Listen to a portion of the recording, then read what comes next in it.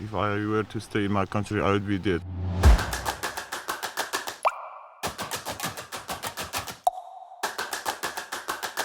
On est à Grande-Synthe, c'est un endroit dont vous avez sûrement déjà entendu parler. Des centaines de réfugiés sont de passage ici et ça fait 20 ans que le Secours populaire, avec d'autres associations, se mobilise pour leur venir en aide.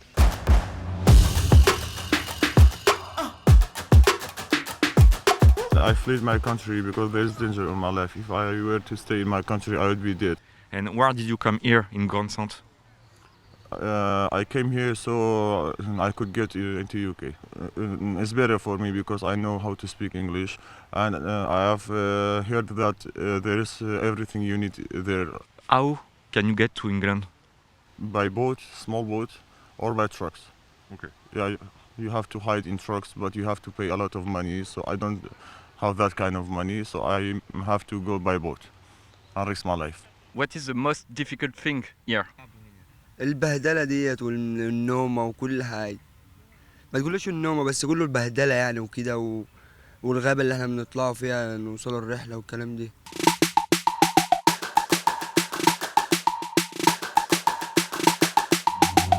En fait, qui vit ici et pourquoi ils sont installés à Grande-Synthe particulièrement?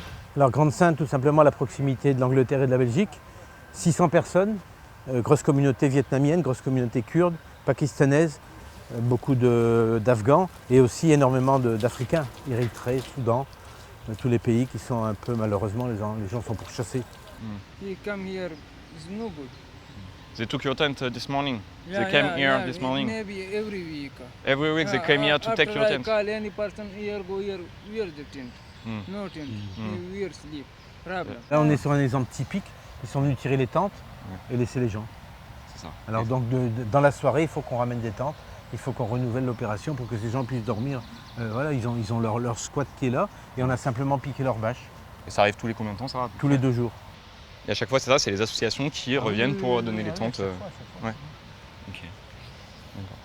Et du coup, concrètement, justement, qu'est-ce que fait le Secours populaire pour aider ces réfugiés qui sont ici à Grande-Synthe? Le secours populaire en tant que tel est l'un des principaux vecteurs d'apport de nourriture, hein, puisqu'on amène environ entre 12 et 15 palettes, ce qui représente 1,5 tonne de nourriture par semaine.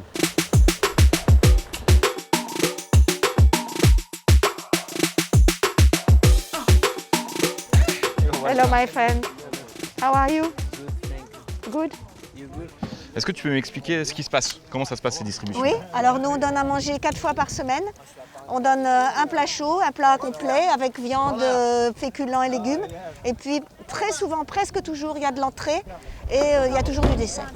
Thank you, bonjour. Voilà, bon appétit. Merci. Merci. Pourquoi tu te mobilises ici à Grande-Synthe? Il y a 11 ans, j'ai vu des gens comme tu les vois là, c'est-à-dire des gens qui sont dans la boue, dans la merde, qui n'ont pas de toilette, qui ont un point d'eau froide pour 200, des choses vraiment sordides.